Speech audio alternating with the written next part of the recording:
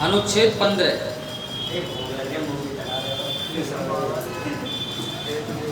अनुच्छेद 15 का जो फर्स्ट है वो ये बात कहता है कि राज्य, ध्यान रखना मैं स्टार्ट में ये बात बता चुका हूँ कि राज्य शब्द का अर्थ क्या है, ये वाला राज्य जो मैंने अभी बताया अभी है। राज्य किसी भी व्यक्ति के साथ, राज्य किसी भी व्यक्ति के साथ, ध्यान रखना 5 आधारों पर, कितने आधारों पर? 5। ये 5 आधार पूछे जा सकते हैं एग्जाम में। राज्य किसी भी व्यक्ति के साथ 5 आधारों पर, कौन कौन से? धर्म, मूल वंश, जाति, लिंग और जन्म स्थान के आधार पर कोई भेदभाव नहीं करेगा। संविधान का अनुच्छेद 15 फर्स्ट क्या कहता है कि राज्य किसी भी व्यक्ति के साथ धर्म, मूल वंश, जाति, लिंग और जन्म स्थान के आधार पर कोई भी भेदभाव नहीं करेगा। ध्यान रखना है, इन 5 आधारों पर राज्य किसी भी व्यक्ति के साथ कोई भेदभाव नहीं करेगा। ऐसा नहीं कर सकता है कि तुम इस धर्म से हो, या तुम हिंदू धर्म से हो, तुम इस्लाम धर्म से हो, या तुम एससी से हो, तुम एसटी से हो। तो इस प्रकार से चूंकि हम पढ़ भी रहे हैं, पहला जो हमारा मौलिक अधिकार है वो है समानता का अधिकार। उसी के अंतर्गत आते हैं अनुच्छेद 14 से 18 तक राइट टू इक्वालिटी। तो हम अनुच्छेद 15 का फर्स्ट पढ़ा है। 15(2) क्या कहता है? ध्यान से सुनिए, 15(2) क्या कहता है? 15(2) कुएं, तालाब और कुछ सार्वजनिक स्थल, कुएं, तालाब और कुछ सार्वजनिक स्थल जैसे कि मंदिर, होटल, ध्यान से सुनिए, मंदिर, होटल बिना किसी भेदभाव के खोले जाएंगे। 15(2) कहता है ये बात, ध्यान से सुनिए। कुएं, तालाब, सार्वजनिक स्थल का मतलब होता है जहां पर सभी लोग जा सकें। मंदिर, होटल बिना किसी भेदभाव के खोले जाएंगे। आपने देखा भी होगा, किसी भी होटल में जाकर ऐसा लिखा नहीं देखा होगा कि यहाँ पर एससी लोग खाएगा, यहाँ पर एसटी खाएगा, यहाँ पर जनरल खाएगा, ऐसा कहीं नहीं लिखा होगा। क्यों? क्योंकि वो हमारे मौलिक अधिकारों का क्या होता है? उल्लंघन। और अगर मौलिक अधिकारों का उल्लंघन होता है तो हमें कॉन्स्टिट्यूशन के अनुसार ये पावर दी गई है कि संविधान का अनुच्छेद 32 सुप्रीम कोर्ट हमारी मौलिक अधिकारों की रक्षा करता है, और संविधान का अनुच्छेद 226 से हाई कोर्ट हमारे मौलिक अधिकारों की रक्षा करता है। तो ये बात थोड़ी सी याद रखनी है। 15(3) क्या कहता है? राज्य अगर चाहे तो, राज्य से संबंधित वही है। राज्य का मतलब उत्तर प्रदेश से ही नहीं है। राज्य का मतलब है कि राज्य सरकार की जो भी सरकारी संस्थाएं वो सब, और राज्य सरकार से मान्यता प्राप्त जो भी संस्थाएं हैं वो सब, ठीक है? किसी भी प्रकार की संस्था मान सकते हैं। तो राज्य अगर चाहे तो बच्चों और महिलाओं के लिए कोई विशेष प्रावधान भी कर सकता है अगर उसे ऐसा लगता है, फंडामेंटल राइट को ध्यान में रखते हुए। 15(3) क्या कहता है? राज्य अगर चाहे तो बच्चों और महिलाओं के लिए, ध्यान रखना है 15(3) है, बच्चों और महिलाओं के लिए कोई भी ऐसा कानून या कोई भी ऐसा नियम बना सकती है जो फंडामेंटल राइट को ध्यान में रखते हुए उन्हें अच्छा लगे, ठीक? 15(4) क्या कहता है? 15(4) और 15(5) को समझिए। 15(4) आईएएस की परीक्षा में भी 2 बार पूछा गया, आईएएस 2002 और आईएएस 1995। बीसीएस में कई बार पूछा गया है, और यूपी पुलिस सब इंस्पेक्टर में भी कई बार पूछा गया है।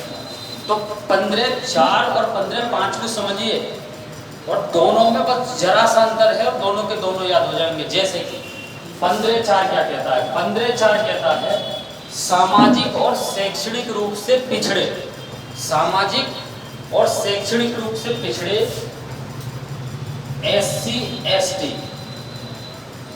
व एसटी के लिए आरक्षण की व्यवस्था करता है। सामाजिक और शैक्षणिक रूप से पिछड़े एससी एसटी के लिए विशेष प्रावधान करता है।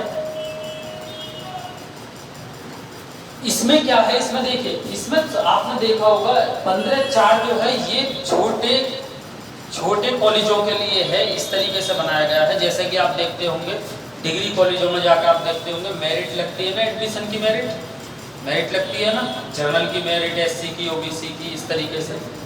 तो एससी एसटी को जो आरक्षण का प्रावधान किया गया है छोटे कॉलेजों में, जैसे कि डिग्री कॉलेज हैं, इस प्रकार के हैं, वो किस अनुच्छेद के तहत किया गया है? 15(4). 15(4) के तहत सामाजिक और शैक्षणिक रूप से पिछड़े अनुसूचित जाति अनुसूचित जनजाति के लिए किसका प्रावधान किया गया है? हाँ, इसका आरक्षण का प्रावधान किया गया है इनके लिए। किसके लिए? SC ST शैक्षणिक और सामाजिक रूप से पिछड़े के लिए। ठीक है। दूसरी बात 15(5) क्या कहता है? ये भी सामाजिक और शैक्षणिक रूप से पिछड़े SC अनुसूचित जाति में ST अनुसूचित जनजाति के लिए आरक्षण का ही प्रावधान करता है। लेकिन अंतर क्या है दोनों में?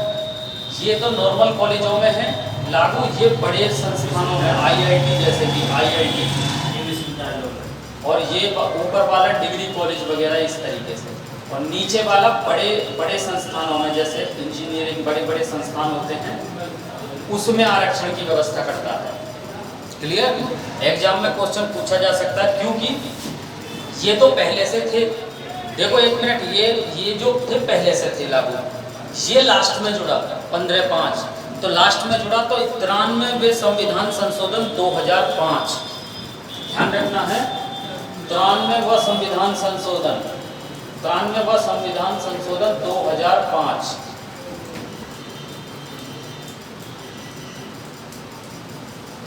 संविधान संशोधन 2005 के द्वारा यह प्रावधान किया गया है।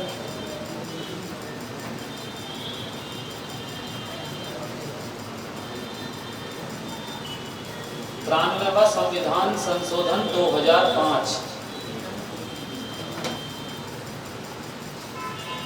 संविधान संशोधन 2005 के द्वारा यह प्रावधान किया गया कि जो 15(5) था वो कॉन्स्टिट्यूशन में जोड़ा गया, और इसके तहत क्या था कि बड़े शिक्षण संस्थानों में सामाजिक और शैक्षणिक रूप से पिछड़े अनुसूचित जाति और जनजाति के लिए वहां भी आरक्षण का प्रावधान कर दिया गया, मतलब उनकी सीटों में आरक्षण का प्रावधान।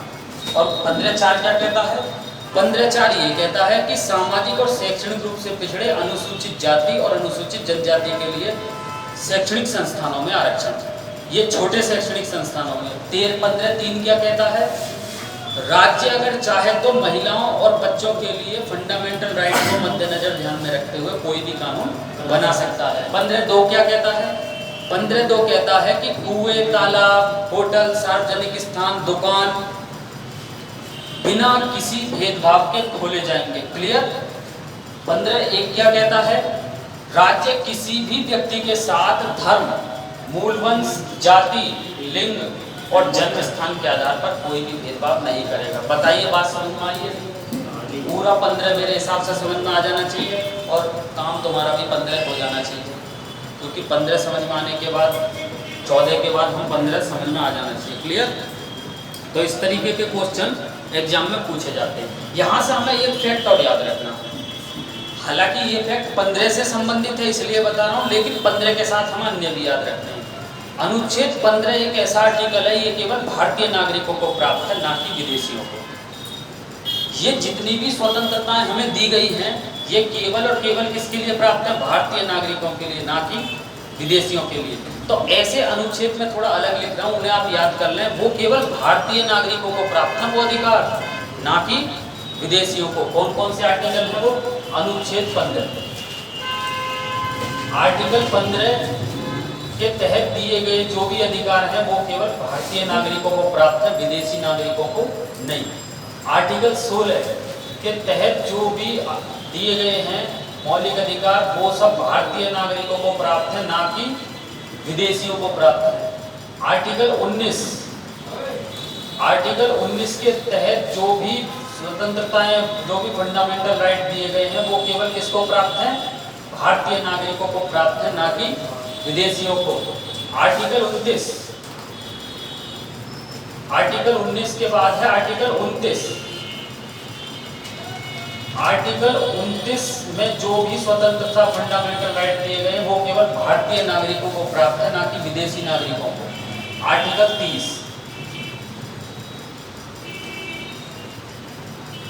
अब एग्जाम में यहाँ से ये क्वेश्चन एग्जाम में पूछा जाएगा कि दिए गए अनुच्छेदों में से कौन सा अनुच्छेद ऐसा है जो भारतीयों और विदेशियों दोनों को प्राप्त है। ध्यान से सुनिए, अब ये क्वेश्चन यहाँ से ही बनेगा दिए गए विकल्पों में से कौन सा अनुच्छेद ऐसा है जो भारतीयों, कौन सा मौलिक अधिकार ऐसा है जो भारतीयों और विदेशियों दोनों को प्राप्त है? तो अनुच्छेद 15, अनुच्छेद 16, अनुच्छेद 19, अनुच्छेद 29 और अनुच्छेद 30, ये सारे मौलिक अधिकार ऐसे हैं जो केवल और केवल इंडिया की सिटीजन को प्राप्त है, भारतीय नागरिकों को प्राप्त है, ना कि विदेशियों को। बाकी बचे हुए सारे भी आर्टिकल क्या हैं, वो भारतीयों को भी प्राप्त हैं और विदेशियों को प्राप्त है। तो ये हमें याद रखने बहुत जरूरी है, जो एग्जाम में क्वेश्चन पूछे जा सकते हैं। क्लियर हुआ जी इतना? तो इस तरीके के क्वेश्चन एग्जाम में पूछे जा सकते हैं। उसके बाद आता है हमारा अनुच्छेद 16, अनुच्छेद 16, आर्टिकल 16, ये वाला 16। 16 के तहत कई खंड दिए गए हैं। 16 फर्स्ट क्या कहता है? 16 में पहले है क्या, एक मिनट देख लें।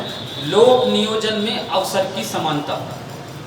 16 क्या कहता है आर्टिकल? लोक नियोजन में अवसर की समानता, मतलब कि ऐसा समझिए सरकारी नौकरियों में अवसर की समानता।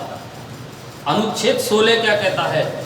लोक नियोजन में अवसर की समानता, या कह सकते हैं सरकारी नौकरियों में अवसर की समानता। अब 16 फर्स्ट क्या कहता है उसे देखिए। राज्य के अधीन किसी पद पर, 16 फर्स्ट क्या कह रहा है? राज्य के अधीन किसी पद पर नियुक्ति के संबंध में नागरिकों को समान अवसर प्राप्त होंगे। राज्य के अधीन किसी भी पद पर नियुक्ति के संबंध में नागरिकों को समान अवसर प्राप्त होंगे। 16 फर्स्ट जो कहता है हमारा, 16 का फर्स्ट वो ये कहता है राज्य के संबंध में किसी भी व्यक्ति को नौकरी के संबंध में समान अवसर प्राप्त होंगे।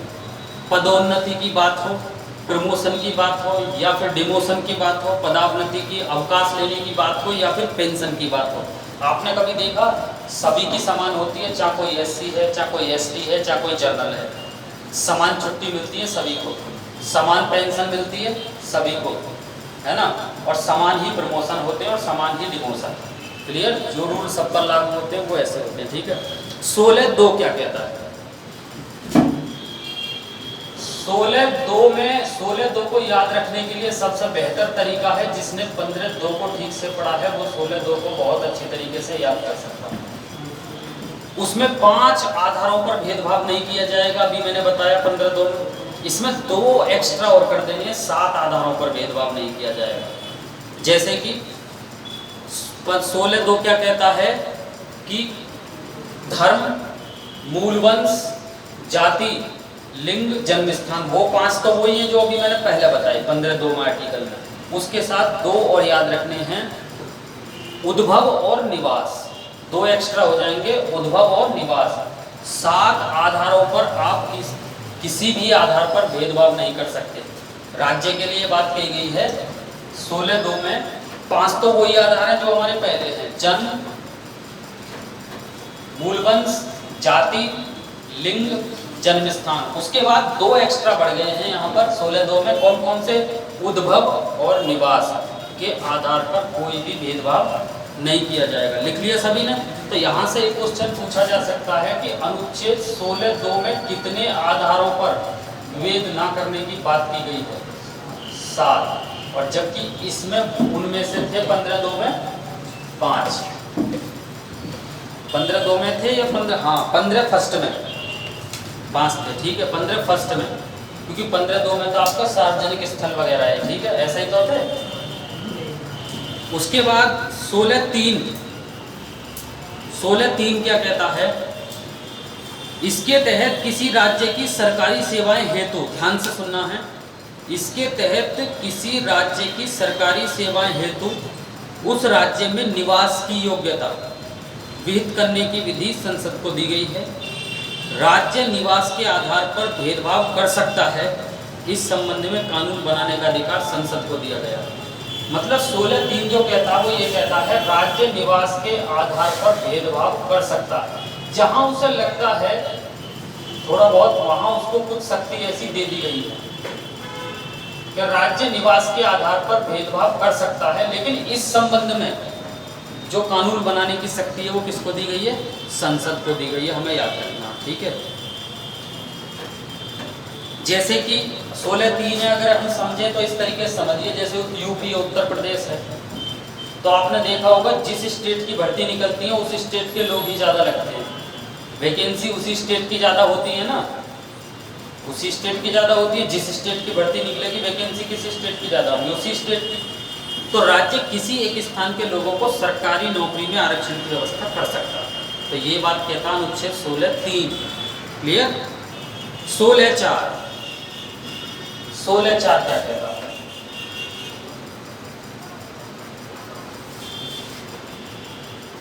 अनुच्छेद 16(4), यदि राज्य को ऐसा लगता है, यदि राज्य को ऐसा लगता है कि सरकारी नौकरी में, यदि राज्य को ऐसा लगता है कि सरकारी नौकरी में पिछड़े वर्गों को पर्याप्त प्रतिनिधित्व नहीं है, मतलब आरक्षण वाले जो पिछड़े वर्ग हैं उनको पर्याप्त प्रतिनिधित्व नहीं है, जितना उन्हें मिलना चाहिए इतना नहीं है, तो वह आरक्षण का प्रावधान कर सकती है, राज्य कर सकता है। क्लियर?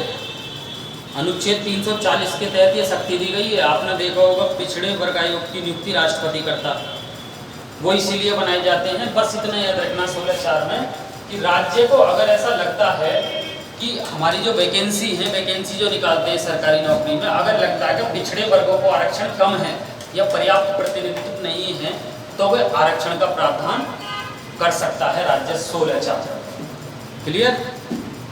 लेकिन ध्यान रखना है, यह जो आरक्षण होगा शैक्षणिक और सामाजिक आधार पर होगा, आर्थिक आधार पर नहीं, पैसे इकोनॉमिक आधार पर नहीं होगा। क्लियर? अरे क्लियर हो गया भाई?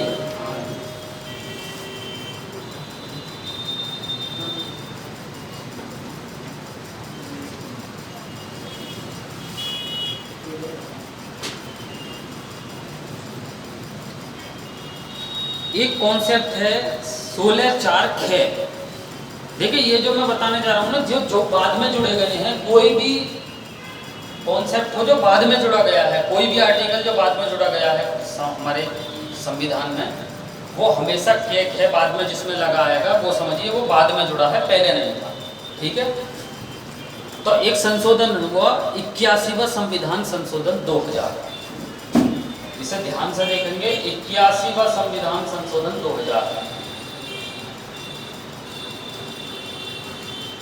81वां संविधान संशोधन 2000।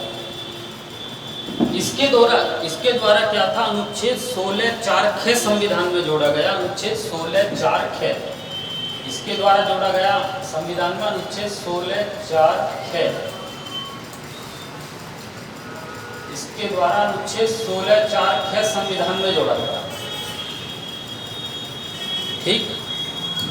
इसके द्वारा सेवाओं के आरक्षण में अग्रनयन के नियम को मान्यता दी गवर्नमेंट ने।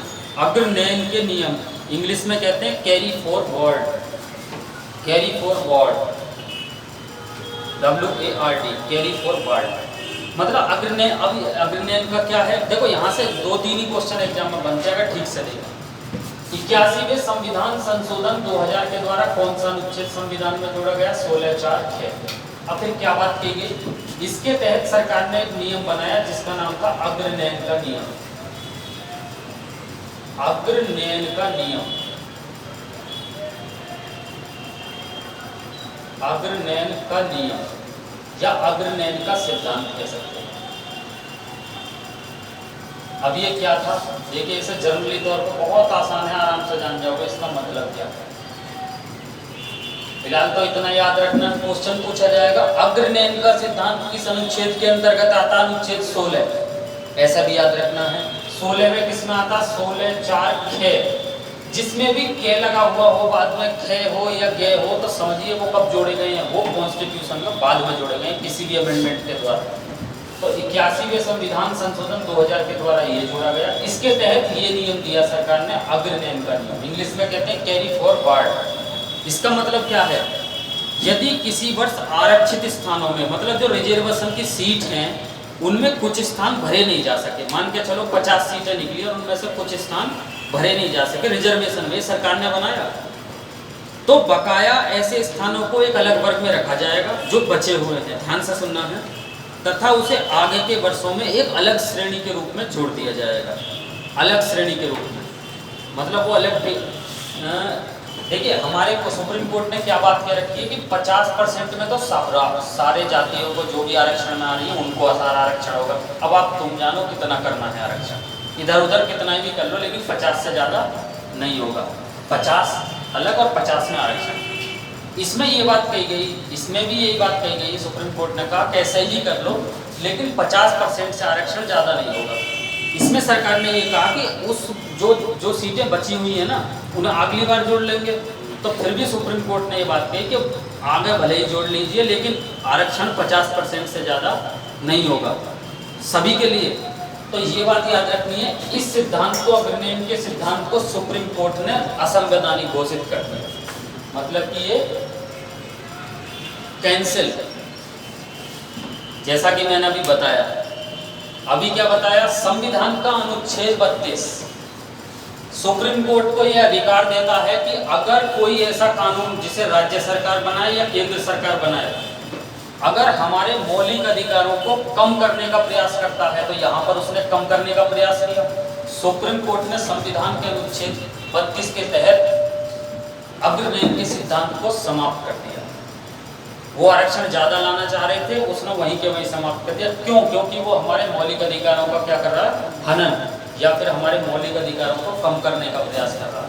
तो यहाँ से क्वेश्चन मैक्सिमम एग्जाम में ये पूछे जाएंगे, अग्रनेम का सिद्धांत क्या था, किस अनुच्छेद में है, 16 में, 16 किसमें है, 16 4 में है, किस संविधान संशोधन के द्वारा ये लाया गया था, 81वां संविधान संशोधन 2000 के द्वारा ये लाया गया था।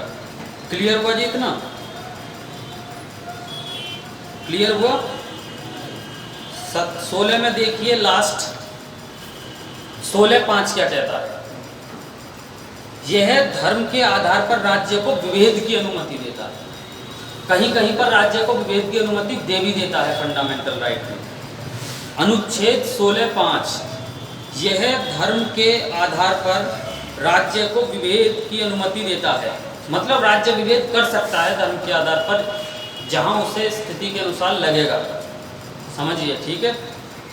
जैसे कि राज्य द्वारा निर्मित कोई विधि है, कोई कानून बनाया, किसी धार्मिक संस्था के किसी पदाधिकारी या सदस्य के रूप में किसी विशिष्ट धर्म के लोगों को नियुक्त करने की अनुमति दे सकता है राज्य, चाहे वो इस्लाम धर्म हो, चाहे वो हिंदू धर्म हो, चाहे वो सिख धर्म हो।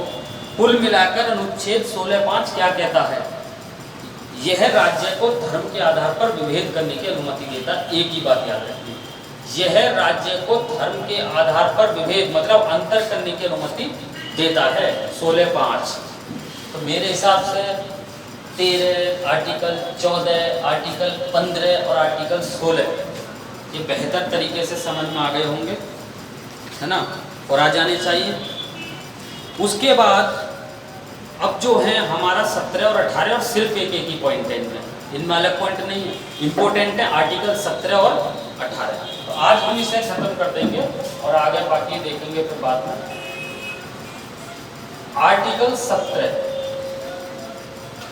जैसा कि आप जानते होंगे, इसमें छुआछूत और अस्पृश्यता का उन्मूलन किया गया है।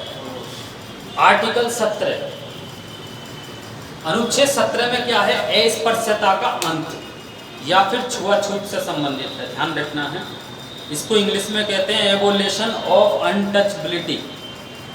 एबोलिशन ऑफ अनटचबिलिटी मतलब कि पहले आप जानते होंगे इस तरीके की बातें होती थी, भाई ये एससी है, ये एसटी है, इसे खाट का मत बैठने दो, इसे कुर्सी पर मत बैठने दो। हालांकि आजकल सब समझदार हैं, है ना। ये क्या होता है, यही क्या है, ये हमारे फंडामेंटल राइट जो मौलिक अधिकार है उसका एक उल्लंघन है। यदि हमको कोई इस तरीके से कहता है, मान के चलिए कोई किसी से ये कहता है कि आप एससी हो, एसटी हो, आप यहाँ मत बैठिए, आप यहाँ मत ये करिए, या आप फलाने जर्नल हो, इस तरीके से। तो ये जो चीज़ें हैं, अगर हम ऐसा किसी से कहते हैं तो यही क्या है, ये फंडामेंटल उस व्यक्ति के फंडामेंटल राइट का उल्लंघन है। इस मामले में आप उल्लंघन के मामले में आप जेल भी जा सकते हैं। तो इसलिए बेहतर है समझ कर चलिए। अनुच्छेद 17 छुआछूत से संबंधित है, याद रखना है, या पूछा जाएगा अस्पृश्यता से संबंधित कौन सा अनुच्छेद है, 17। इसको अंग्रेजी में कहते हैं एबोलिशन ऑफ अनटचबिलिटी। क्लियर। अब इसका प्रचार प्रसार कैसे किया गया? कानून बनाकर, शिक्षा द्वारा, जन जागरण द्वारा। भाई समझ सोच के ही तो ये काम खत्म हुए और अब पहले जैसी जनता नहीं रही, अब काफ़ी समझदार है, अब इन चीज़ों में विश्वास ऐसा नहीं रखती। तो यहाँ से 17 में इतना ही याद रखेंगे, एग्जाम में पूछा जाएगा संविधान का कौन सा अनुच्छेद अस्पृश्यता या छुआछूत का उन्मूलन करता है या उसका अंत करता? अनुच्छेद 17। अब आ जाइए बात अनुच्छेद 18। कुल मिलाकर हमने अभी तक जितने भी आर्टिकल पढ़े हैं 14, पहला आर्टिकल पढ़ा है अभी हमने, पहला मौलिक अधिकार समानता का अधिकार। अभी हम कौन सा पढ़ रहे हैं? समानता का अधिकार, इंग्लिश में राइट टू इक्वालिटी। अनुच्छेद 14 से लेकर कितने तक है? 18। तो अब हमारा जो आर्टिकल है लास्ट, अनुच्छेद 18। अनुच्छेद 18 क्या कहता है? क्वेश्चन एग्जाम में जो पूछा जाएगा इस प्रकार पूछा जाएगा, उपाधियों का अंत संविधान के किस अनुच्छेद के अंतर्गत दिया गया है? तो उपाधियों का अंत संविधान के अनुच्छेद 18 के अंतर्गत, फंडामेंटल राइट के अंतर्गत दिया गया। इसके अंतर्गत क्या है? जो उपाधियों का अंत किया गया है, जैसे कि इंग्लिश में कहते हैं एबोलिशन ऑफ टाइटल्स। सेना और शिक्षा संबंधी उपाधि को छोड़कर, आज भी देखते होंगे सेना में मेडल दिए जाते हैं, आज भी सेना में, और शिक्षा संबंधी जैसे डॉक्टरेट वगैरह की उपाधि आज भी दी जाती है। दो चीजें याद रखनी है एग्जाम में, सेना और शिक्षा संबंधी उपाधि को छोड़कर बाकी सारी उपाधियों को क्या कर दिया गया? अंत। जो पहले कभी दी जाती थी, हर किसी को उपाधि दी जाती थी, कभी किसी को किसी चीज़ की उपाधि दी जाती थी, जैसे गांधी जी को दे दी गई नाइटहुड की उपाधि, या इस तरीके की कोई उपाधि आपने सुनी होंगी कई बार। तो एग्जाम में पूछा जाएगा संविधान के किस अनुच्छेद में उपाधियों का अंत दिया गया? उपाधियों का अंत अनुच्छेद 18 याद रखना। लेकिन किस उपाधि का अंत नहीं है? सेना और शिक्षा संबंधी उपाधि को छोड़कर, ध्यान से सुनना है, सेना और शिक्षा संबंधी उपाधि को छोड़कर बाकी सभी उपाधियों को क्या कर दिया गया है? अंत कर दिया गया है। नोट में एक चीज याद रखनी है, राष्ट्रपति की बिना अनुमति के भारत का कोई भी नागरिक विदेश से कोई भी उपाधि धारण नहीं कर सकता। क्वेश्चन यहाँ से क्या बनेगा एग्जाम में? दो ही क्वेश्चन बनते हैं कि किसकी अनुमति से कोई भी नागरिक विदेश की उपाधि ग्रहण कर सकता है? भारत का राष्ट्रपति, द प्रेसिडेंट ऑफ इंडिया, जैसे कि रामनाथ कोविंद। क्लियर? तो ध्यान रखना, राष्ट्रपति की बिना अनुमति के भारत का कोई भी नागरिक विदेश से कोई भी उपाधि धारण नहीं कर सकता। तो यहाँ से क्वेश्चन यही पूछा जाएगा, किसकी अनुमति से भारत का कोई भी नागरिक विदेश से उपाधि धारण कर सकता है? भारत का राष्ट्रपति, द प्रेसिडेंट ऑफ इंडिया। ये हमने पढ़ा पहला मौलिक अधिकार, जिसको कहते हैं समानता का अधिकार, राइट टू इक्वालिटी। तो मेरे हिसाब से समझ में आ गया होगा। बाकी हम देखते हैं आगे।